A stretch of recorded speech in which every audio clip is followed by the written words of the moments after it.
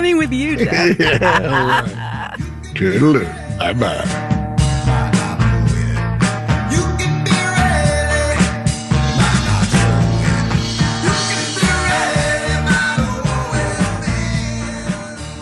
You're listening to All Things Considered from NPR News.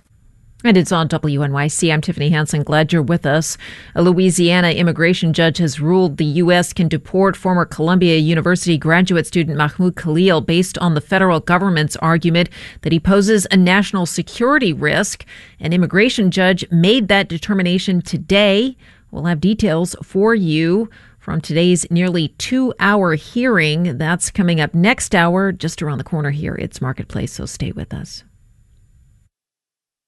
WNYC supporters include Poster House, a design-forward museum for posters, presenting Fallout, Atoms for War and Peace, which explores the opposing views on nuclear power. On view until September 7th. More at posterhouse.org/WNYC.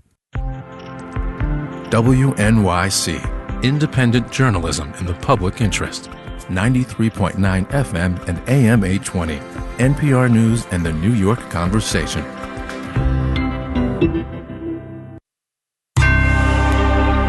Marketplace is supported by Bank of America. Bank of America is committed to helping businesses of all sizes make every move matter. Learn more at bankofamerica.com/banking for business. Hey, so how you feeling about things? Wait, don't answer that. From American Public Media, this is Marketplace.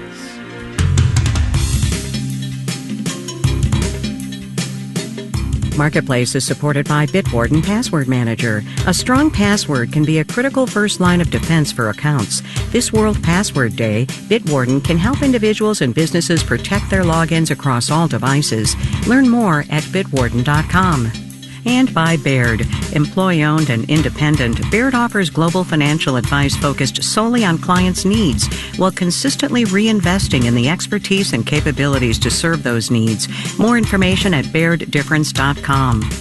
And by Drexel University, an R1 research institution according to the Carnegie classification, affirming Drexel's dedication to experiences that positively impact society. More at drexel.edu.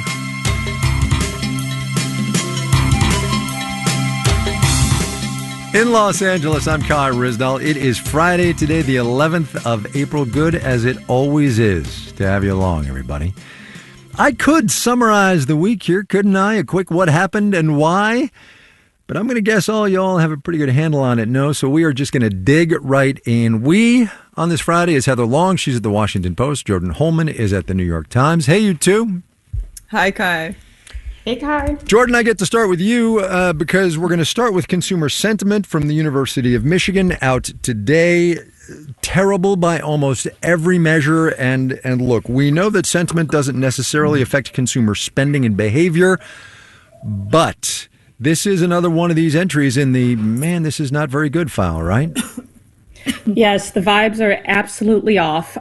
So you know how we usually say that business executives don't like uncertainty? Yes, we do. Well, shoppers also do not. I've talked to so many people this week just about their concern with buying things right now. But then also on the other side, they're like, should I panic buy? And it's just leaving people in a lot of suspense. You're hearing a lot of people, take to TikTok saying like, okay, maybe I should buy the iPhone with Apple Care, but maybe I shouldn't buy a house or like a big purchase item.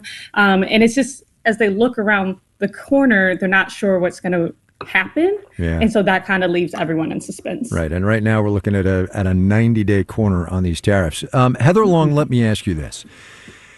The CPI came out the other day. And it was pretty good, right? Consumer inflation lower than expected. We had Raphael Bostic, the president of the Atlanta Fed, on the show that day. And so the first question I tossed him was about CPI. And it was really interesting to me because he gave a nod to that answer, but then turned it right to tariffs and what that's going to mean. And that's not something that Fed presidents and board of governors people usually want to do. I know. It's almost depressing that if we lived in a parallel universe where we had seen that really pretty cheery data on inflation for March, we would have all been writing stories about congratulations, Fed Chair Powell and your buddies. You've achieved the soft landing, the miracle.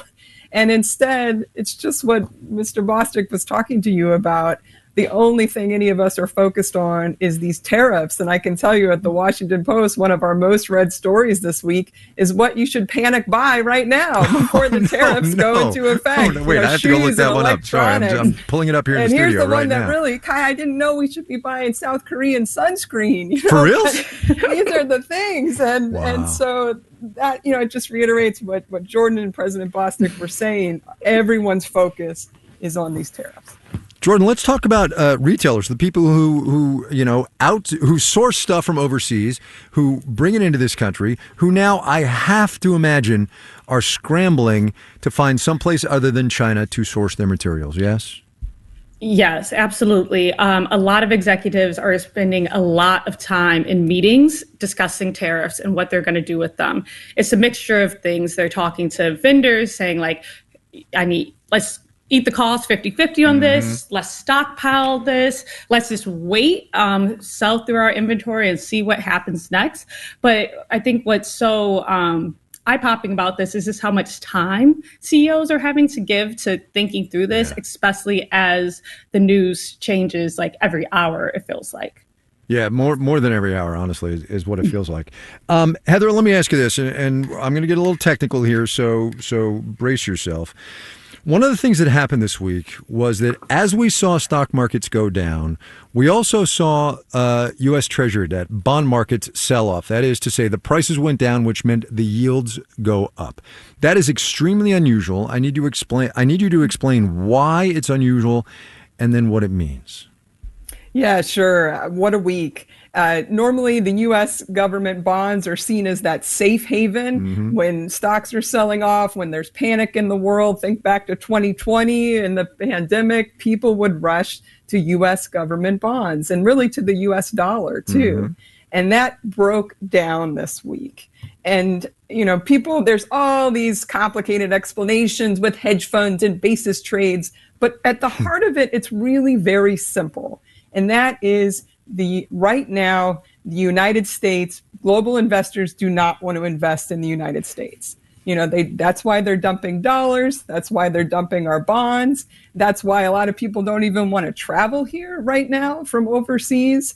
And so, that's what's changed this week is that, no, it doesn't mean the end of the dollar dominance or anything like this, but it has chipped away at this long time perception of the United States as the global safe haven. And it has to be pointed out here, Jordan Holman, that's a lot of what has given us the financial advantage, right? Not just the consumer economy, but just writ large. That's kind of why we've been able to do what we've been able to do for the last 80 years. Absolutely. And to that point, also for American brands, they're facing kind of brand crisis right now. If they're a multinational selling overseas, there is an active backlash against a lot of brands if they are American. So they're not only dealing with the financial rigmarole of all of this, but they're also trying to figure out how to project themselves. And that's complicating it. They have the U.S. consumers who are feeling uncertain, but there's also Europeans, Chinese consumers over there who are not feeling so great about a lot of American brands right now, too. Heather Long, the last one goes to you. You've got 30 seconds to answer this, and it's a doozy. And my question is this. How do you suppose this ends? Well, don't we all? 30 seconds, ready to go. I mean, it's just crazy. Nobody even knew what the tariff on China was for 24 hours this week. I know, right? And you're asking me to predict the next 90 days? All right, never mind. Oh, my goodness. No, I think it's just sad. The real sadness here is if we actually wanted to be helping a lot of people across this country, manufacturing, blue-collar workers, there are so many better ways to do it. And that's what's hard to watch. Heather Long on a Friday. Jordan Holman at the New York Times. Thanks, you two. Thanks, Kai. Thanks, Kai.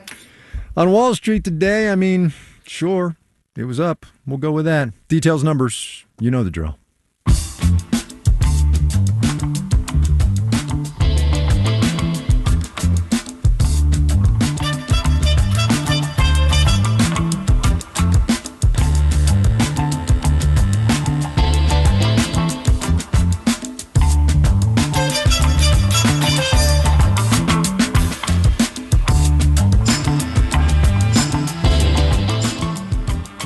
All right, so look, Heather talked about this a minute ago, the idea that in times like these, people are looking for safety. U.S. Treasury bonds have long been considered the safest of safe havens. They are selling off. Not far behind safety-wise, Heather talked about this. Also falling, though, the U.S. dollar, and it's been falling hard, and it's been falling fast. A 10-year low against the Swiss franc, a 3-year low against the euro. Marketplace's Mitchell Hartman explains what's going down. Usually what happens when U.S. stocks tank and global investors freak is they look around for a less risky place, a safe haven to park their money. That's historically been long-term U.S. Treasury bonds and the U.S. dollar. But they've tanked as well. It's a strange time. Disconcerting, a crisis of confidence. We have a real problem here. That's Capital Economics' Jonas Golterman, Jay Hatfield at Infrastructure Capital Advisors, and Joe Brusuelas at RSM, who explains that with all the unpredictable tariff announcements, there's been a loss of credibility and confidence in the safe haven status of U.S. dollar-denominated assets. There's a global economic shift underway, says Jay Hatfield. The prospects for growth in Europe have improved dramatically. There is significant loss in confidence in the growth prospects in the U.S.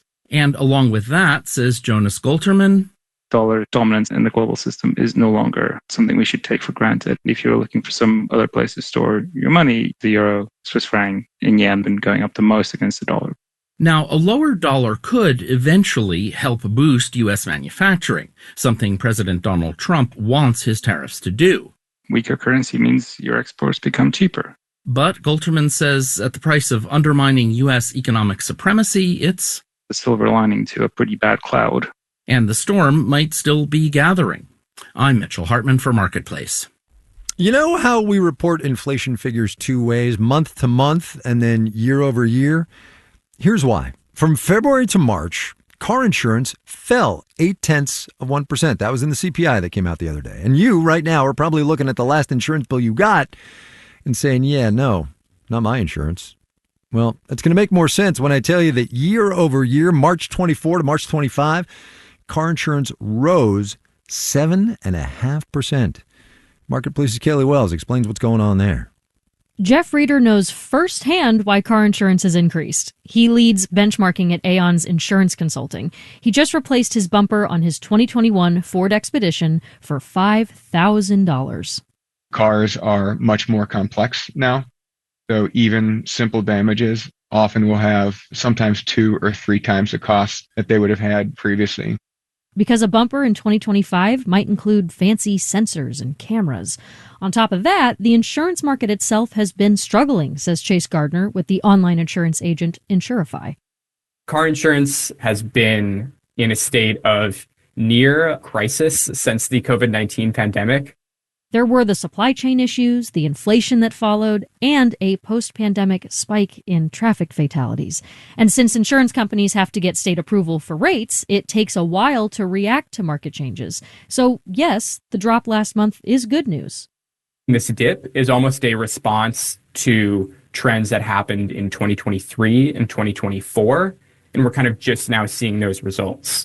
But it might be short-lived, says David Marlette, a professor of insurance at Appalachian State University. The tariffs are the big variable. So you could have the same car accident, and what might have cost $1,000 6 months ago now is going to be $1,000 plus whatever the impact of the tariff is. Because if the auto parts get more expensive, so will the car accidents. I'm Kaylee Wells for Marketplace.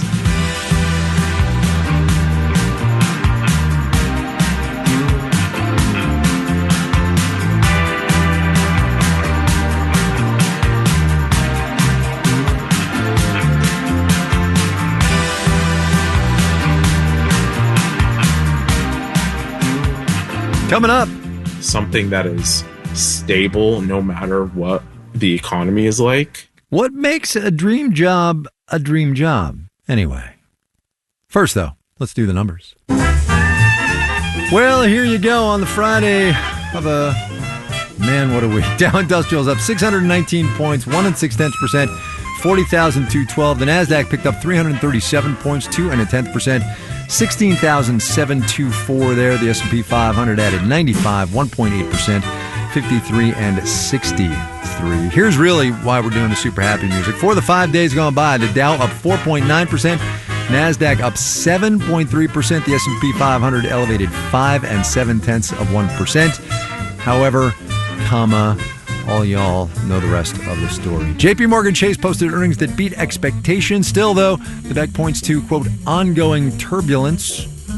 Yeah, JP Morgan Chase bumped up 4%. Wells Fargo slipped about 1%. Bond prices down, yield on the 10-year T-note up 4.49%. You're listening to Marketplace. Marketplace is supported by Solidigm. Today's AI ambitions require a different approach to storage. Solidigm offers solid-state storage solutions optimized for AI with higher capacities, greater speed, and energy efficiency. StorageForAI.com. And by Betterment, the automated investing app that does the work, allowing people to focus on what matters most. Learn more at Betterment.com. Investing involves risk. And by the University of Illinois' Geese College of Business, offering a completely online MBA program that learners can take at their own pace while engaging with classmates around the globe. Learn more at onlinemba.illinois.edu.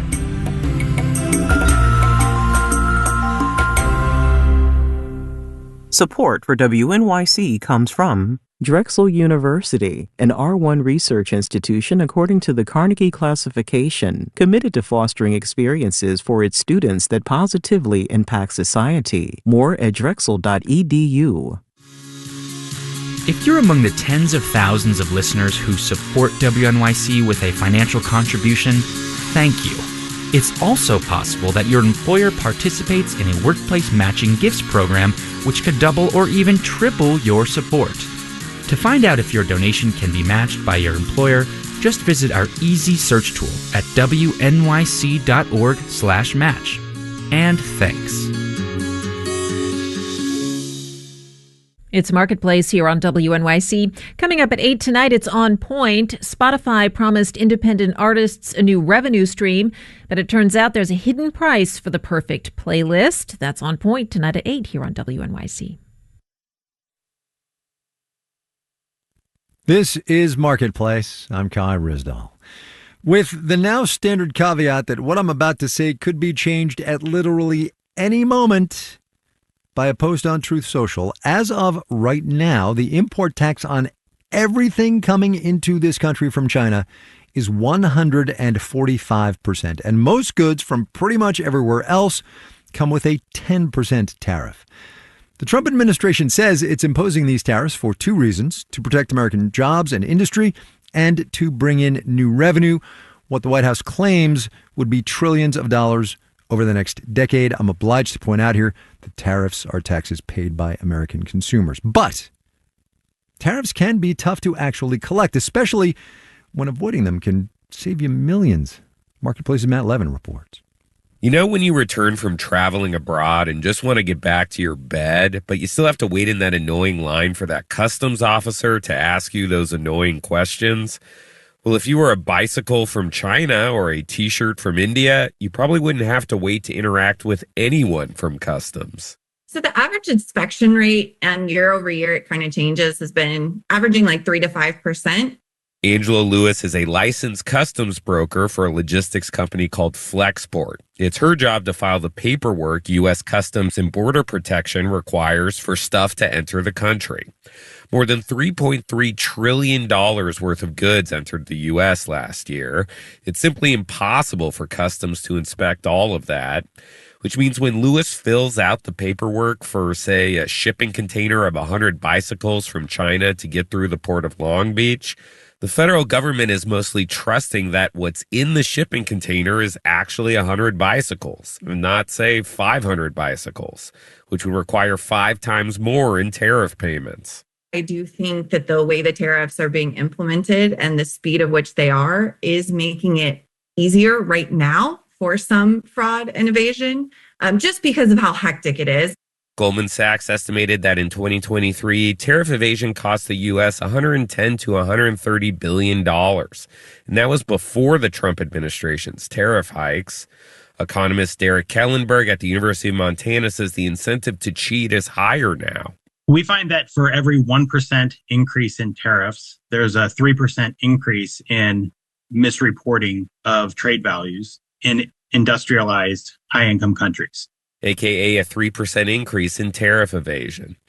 There's 3 common ways to do this.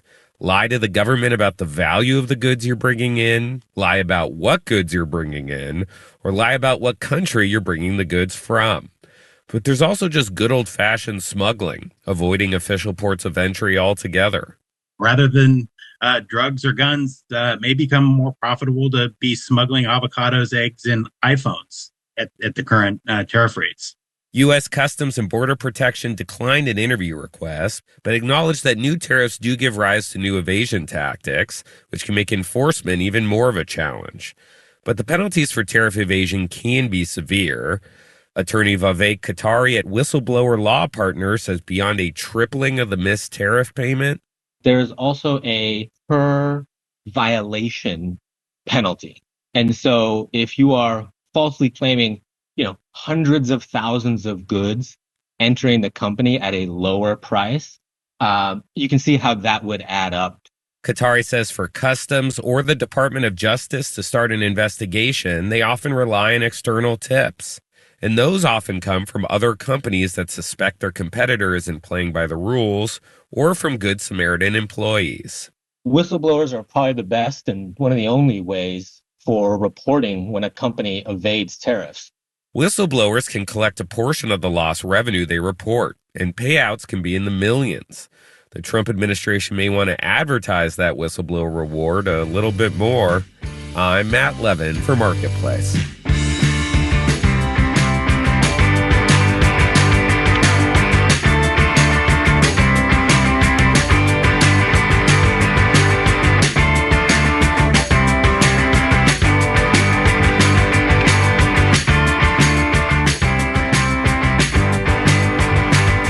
Heather, Jordan, and I talked a little bit up at the top of the program about that consumer sentiment survey out today from the University of Michigan. Not great is the shorthand. And among the most not great bits, that over the next 12 months, consumers think inflation's going to hit 6.7%, the highest reading since 1981. And if that year doesn't ring a bell for you inflation-wise, just go ahead and Google Paul Volcker. There are warning signs coming from consumers on unemployment, personal finances, also incomes, and people are pessimistic across demographic groups. We started a new series this week. It's called Lived Economies, in which Marketplace's Kristen Schwab is spending time with a couple of sets of people to better understand how they fit into our financial system and how they're feeling about it. Here's Kristen with part 3. Elk Grove, California is the kind of suburbia you see on TV. Matching houses, manicured lawns, a white EV in every driveway. There's one parked at the house I'm visiting too. Hey, how are you? Hi. The first thing I notice when I walk into Hanan Tamari and Karima Dassi's house is how good it smells, like honeysuckle or gardenia. In the corner of the living room sits one of those trendy olive trees I'm always seeing on Instagram. There's a selection of fruit juices on the kitchen counter, decanted into carafes. And then whenever you want, please help yourself to the cheese board. Thank you. The couple's 20-month-old daughter Talia is here too. What's your name? She might call you in Arabic khalto, which just means like aunt. Any stranger female is khalto. I would be honored. Yeah. Adassi and I have been talking on the phone for months now. I'm visiting him in February when we didn't know just how much economic policy would turn things upside down. At the time, when I ask how he feels about his personal economy, his mood turns sour. Your notes were negative, honey. Yeah, no, I don't believe in the American dream. I don't think it exists anymore. The thing is, even though these two appear to live a pretty nice life, they feel defeated when it comes to finances. And that echoes how a lot of consumers feel about the economy right now, even high earners. Consumer sentiment has plunged in recent months, and that dip includes people like Adassi and Tamari, whose incomes are higher than most. They earn about $200,000 a year. Adassi feels like their gains have been zeroed out by climbing home prices and inflation. He's finding out that what he thought was achievable, given their finances, isn't. I think majority of Americans think the American dream is to buy a house, have a couple of kids, and retire.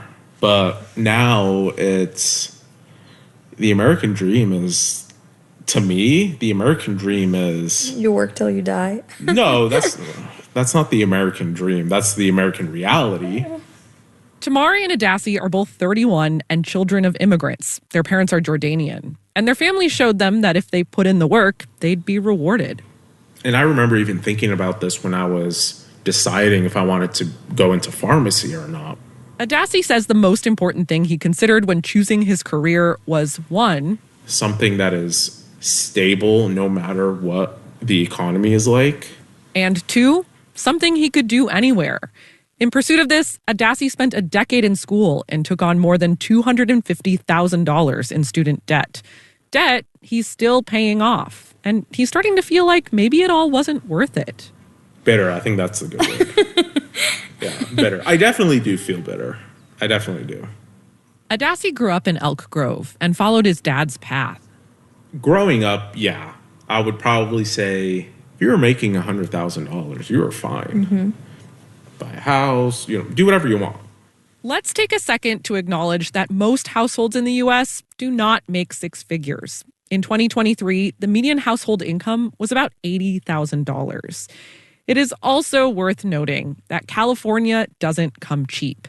Adasi and Tamari rent right now, but would like to buy. The median home price in Elk Grove is about $650,000, according to Redfin. I also want us to be comfortable in the event that if I decide, hey, I want to quit my job, I just want to, raise my family, I want to be a stay-at-home mom. Tamari works for a housing developer, but she's thinking more about staying home lately because she is pregnant. Their second daughter is due in May. And there's a whole new list of baby stuff to buy, like a second crib, which takes us to Target. Talia's crib. It is on sale. How much is it now? It's $349. Adasi points at some cribs for half the price. They go back and forth a bit. And then Tamari admits why she really wants the more expensive one.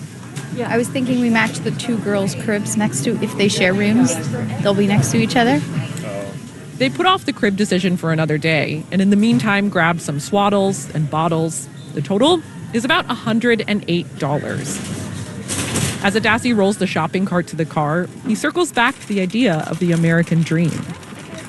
My American dream is I want to go shopping, get what I need, and it being less than $100. On the way home, Adasi talks about how at this stage, he never expected he'd be counting every dollar after a Target run. It's like I also kind of take into fact that my income is 3 to 4 times the average American income. In other words, if he's making an above average wage, why does life feel so average? He's open-minded, though, that things could change. And in this current moment of economic upheaval, he's decided to take a wait-and-see approach. In Elk Grove, California, I'm Kristen Schwab for Marketplace.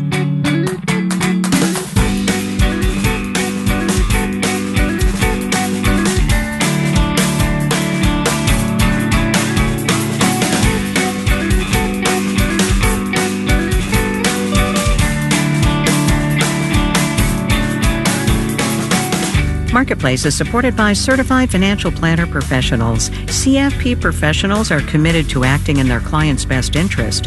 Learn more about CFP professionals at letsmakeaplan.org. And by Pure Storage. In a world of fragmented systems, Pure Storage delivers a single, consistent as-a-service platform for all data storage needs across on-premises, cloud, and hosted environments. More at purestorage.com. This final note on the way out today, which really is just chef's kiss. There has been a glitch all day long, it seems, in the computer system that Customs and Border Protection uses to track and collect, wait for it, yes, tariffs. And because of that glitch, CNBC reports, tariffs are not at the moment being collected by the federal government of the United States of America. You cannot make this stuff up, people. Our theme music was composed by BJ Liederman. Marketplace's executive producer is Nancy Fargali. Donna Tam is the executive editor. Neil Scarborough is vice president and general manager. And I'm Kai Ryssdal. Have yourselves a great weekend, everybody. We will see you back here on Monday, all right?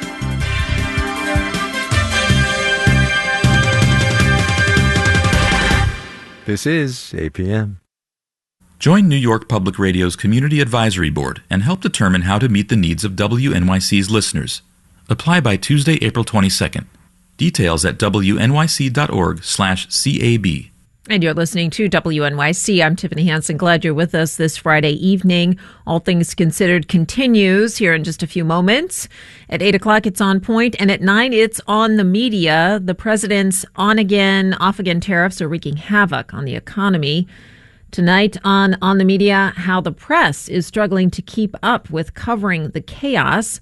Plus, the CEO of Blue Sky, an alternative to Twitter, shares her version for a better internet. That's happening at 9 o'clock tonight. It's On the Media right here on WNYC. And of course, you can always listen live on our new WNYC app.